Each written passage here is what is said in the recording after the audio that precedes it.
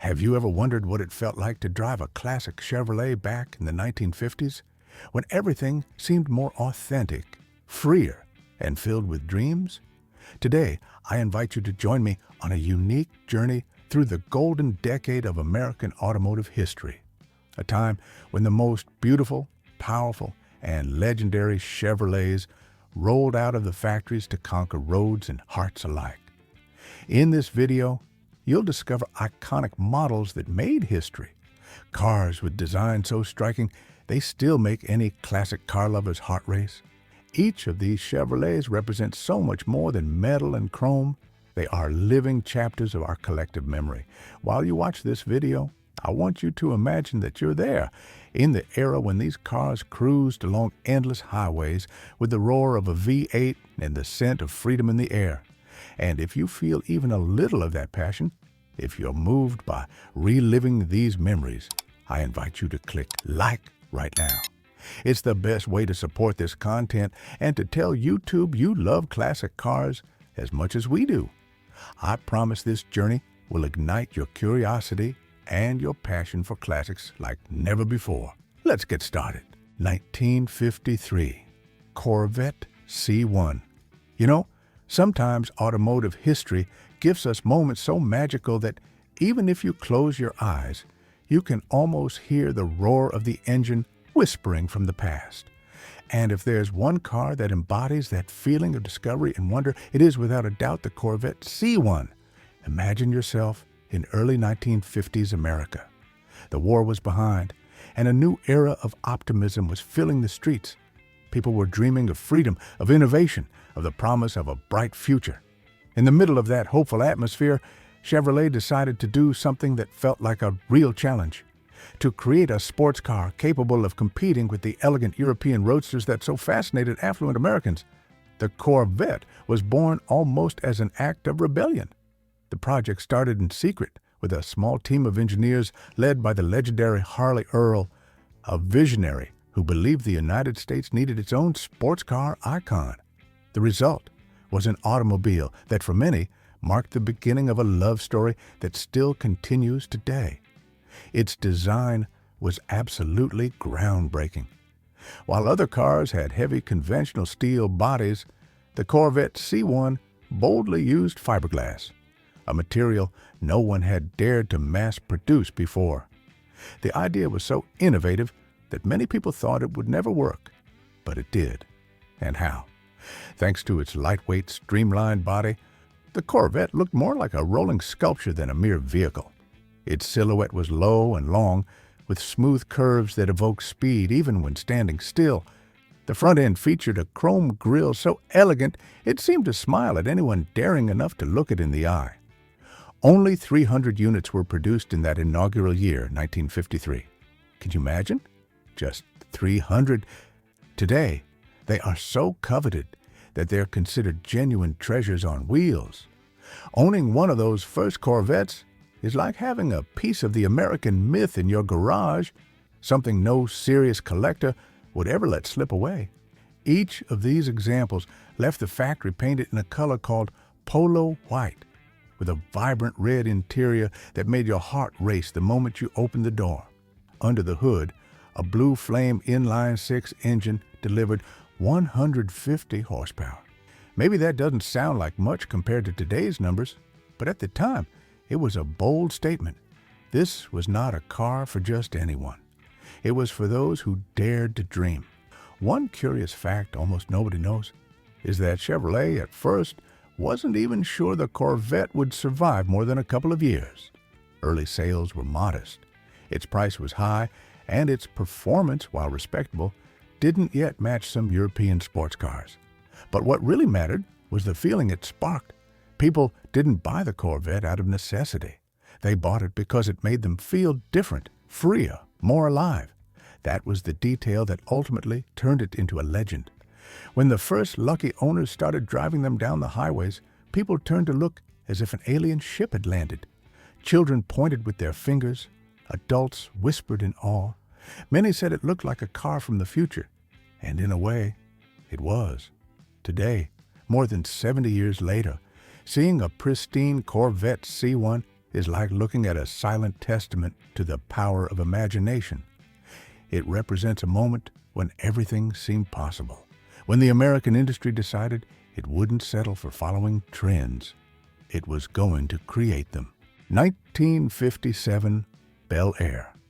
They say there are cars that define entire eras, vehicles so iconic that a single glance is enough to transport you to another time. And if there was ever a Chevrolet capable of capturing the very essence of the 1950s in one design, it was, without a doubt, the Bel Air. Imagine yourself for a moment walking down an American street in those days when rock and roll shook the radios. Families dreamed of endless road trips down Route 66, and the whole world believed that progress had no limits. There, among modest sedans and pickup trucks, the Bel Air appeared, gleaming like a diamond on the asphalt. Its presence was impossible to ignore. Do you know what made this car so unforgettable? It all started with its design.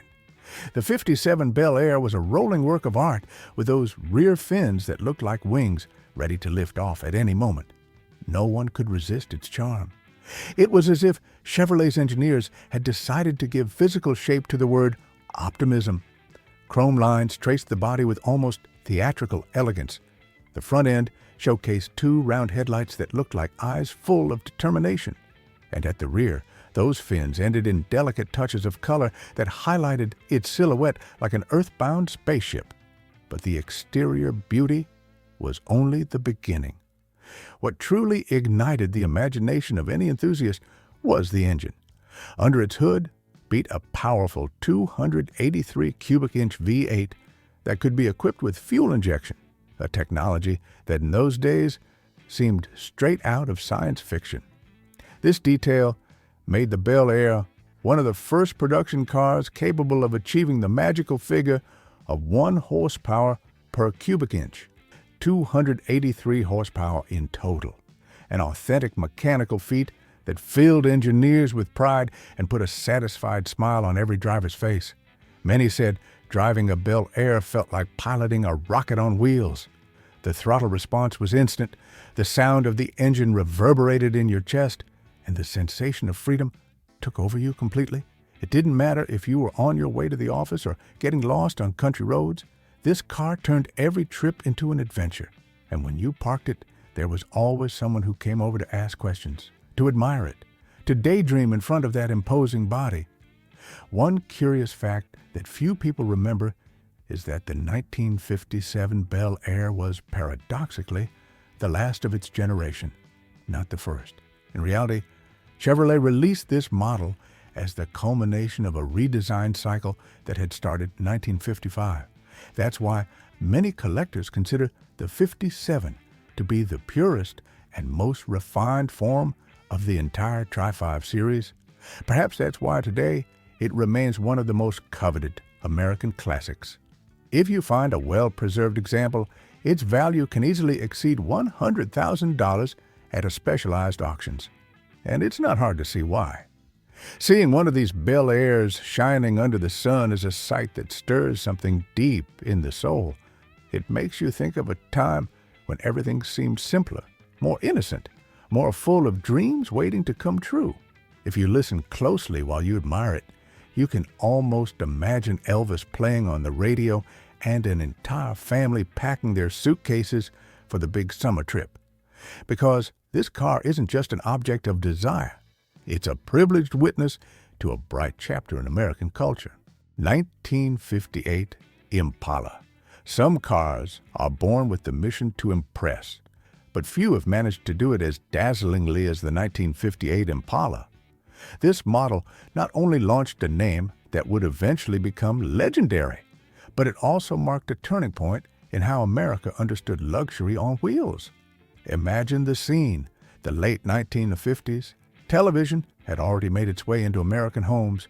Young people dreamed of Buddy Holly's rock and roll, and families were starting to plan long road trips.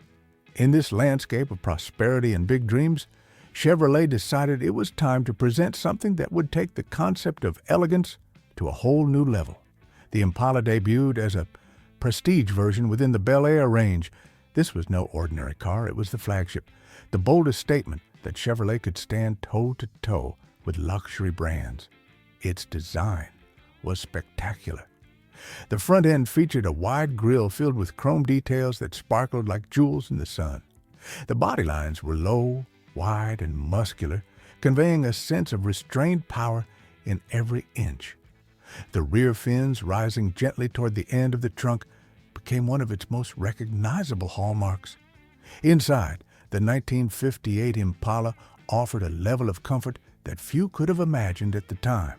The seats were wide and generous, almost like armchairs in an elegant living room. The dashboard blended functionality with a futuristic flair, and every detail seemed designed to make the driver feel like they were experiencing something special. And when it comes to sensations, the V8 engine was the perfect finishing touch. With several displacement options, the Impala delivered a robust surge of power that made every mile feel like a personal conquest. Many said that on the highway, no other car offered the same combination of poise and refined strength. One curious fact that very few people know is that during its development, Chevrolet considered other names before finally choosing Impala. Ultimately, they settled on this one, inspired by the African antelope symbolizing speed, elegance, and agility.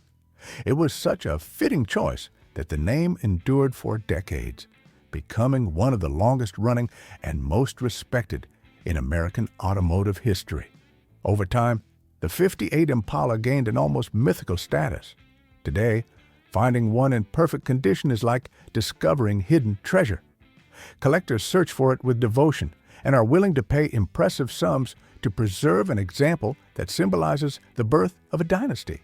Because this wasn't just the first Impala, it was the model that lit the spark of a passion that still burns in the hearts of millions of enthusiasts. Now, I want to ask you a question that only a true classic car lover can answer. With their heart on their sleeve, what would you feel if you had the chance to drive a 1958 Impala down an empty highway, with the horizon wide open and the roar of the V8 echoing with every heartbeat? Just imagine it for a moment. That feeling of freedom, of power, of belonging to an era when everything seemed possible. If you've ever dreamed of a car that combined beauty, innovation, and character, this is the perfect example. Tell me in the comments. If you could choose only one 1950 Chevrolet to keep in your garage, would it be this legendary Impala? Or would you pick another model from our list? I'd love to know which one is your favorite and why. 1955. Nomad. They say true genius happens when someone dares to combine ideas that, at first glance, have nothing in common.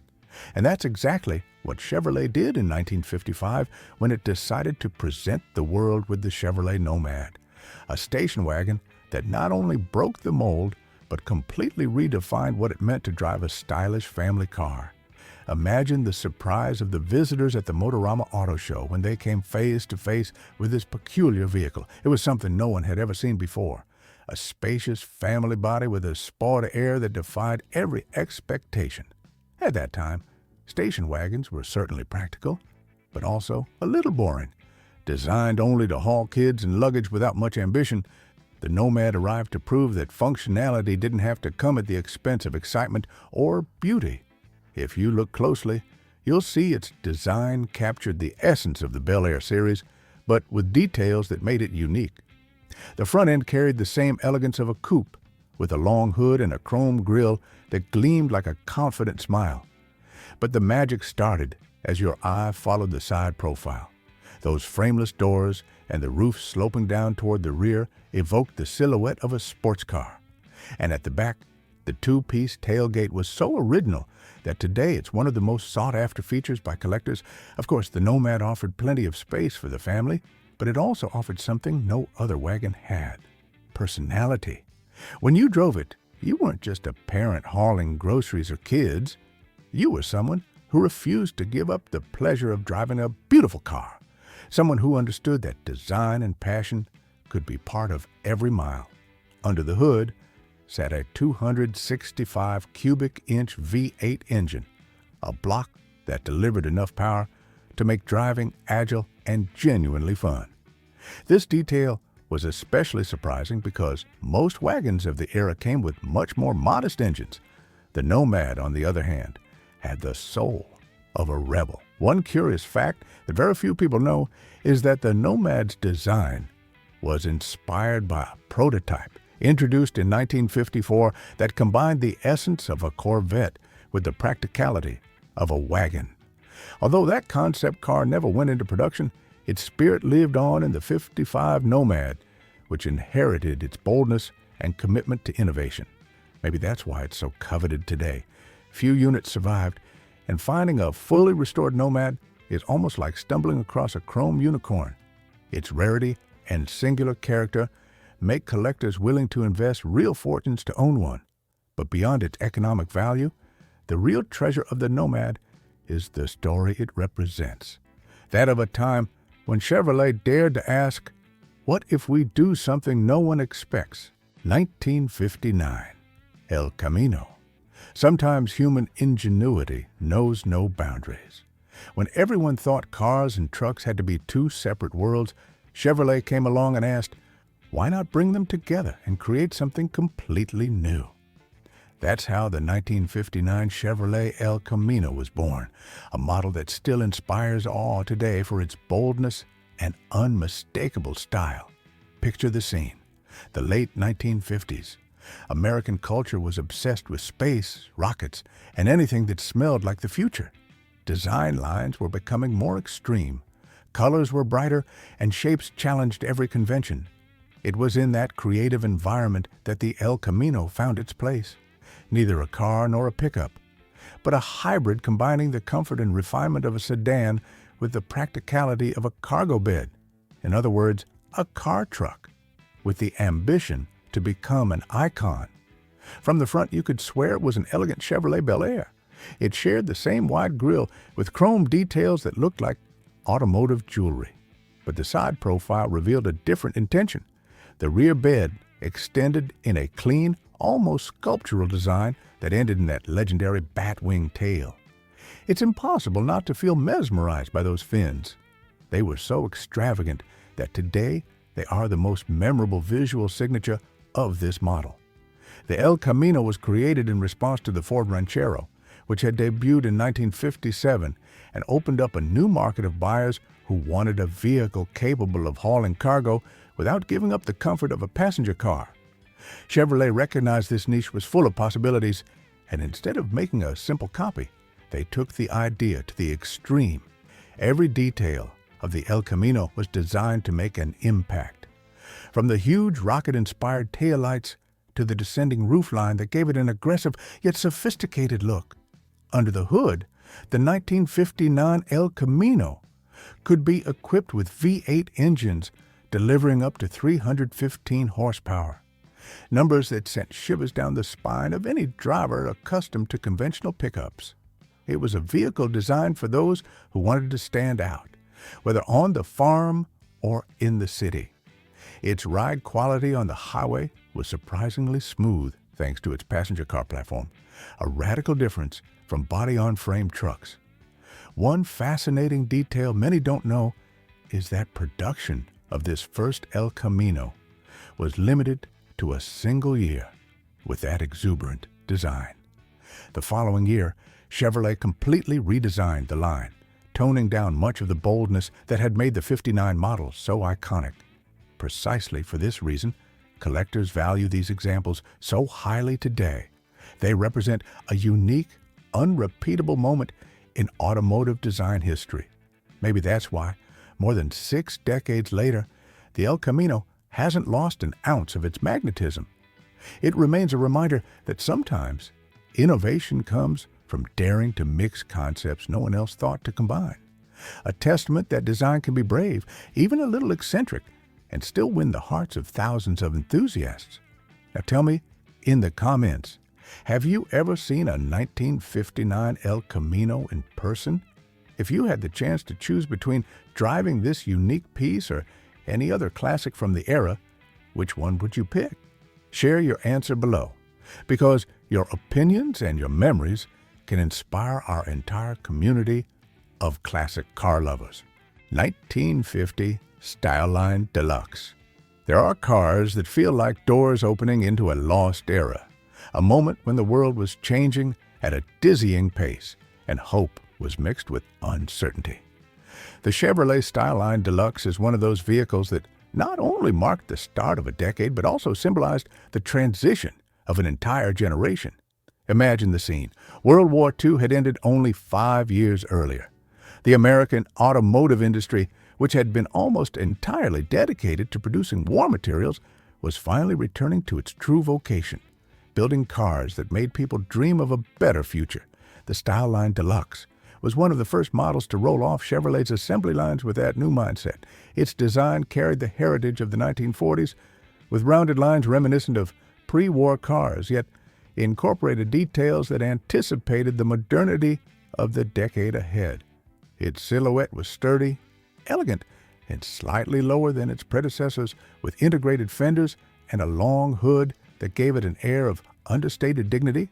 One of its most distinctive features was the chrome grille with multiple horizontal bars, gleaming like a proud smile in the sun. This detail, along with the side trim and roof moldings, gave it a distinguished look that made people stop to admire it as it passed by. And it wasn't only about appearances. The Styleline Deluxe offered a level of comfort and refinement that at the time was surprising for a mass-produced car.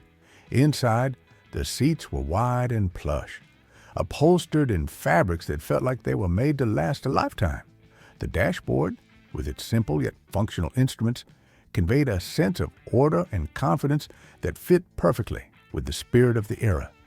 Under the hood, the mechanics embodied the same philosophy of reliability and solidity. The inline-six engine, known as the Stovebolt 6, was a familiar workhorse in the Chevrolet family, robust, easy to repair, and capable of moving the car with dignity, even if not with sporting ambition. One curious fact that few people remember is that in 1950, Chevrolet achieved such overwhelming commercial success with the Styleline Deluxe that it became America's best-selling car that year. This achievement was no accident. The car offered the perfect combination of affordable price, proven technology, and a design that inspired confidence at a time when people longed for stability after years of sacrifice. But beyond sales figures and technical specifications, the Styleline Deluxe was a silent companion to millions of everyday stories. Many of these cars carried newlyweds on their honeymoon, transported children who are now grandparents, and traveled dusty roads that would eventually become highways. Each Styleline holds within it the echo of those simple, hope-filled lives. And so we've reached the end of this journey through the most legendary Chevrolets of the 1950s, authentic gems that not only conquered the roads, but also captured our imagination. If you felt that tingle of nostalgia, that thrill of hearing a V8 roaring in your mind, it's because these cars have something special that no modern vehicle can ever truly match. Now, I want to hear from you. Which of these Chevrolets stole your heart? Would you choose the pioneering Corvette, the Bel Air that defined an era, or the Impala that took luxury to a whole new level? Leave me your comment down below, because your opinion is an essential part of this community of passionate classic car lovers. And if you're still craving more, I invite you to keep traveling with us. Click right here and discover the rarest and most incredible cars of the 1940s, a video that will amaze you with models so unique they look like they came straight out of a dream. I'll be waiting there to keep sharing this passion that brings us together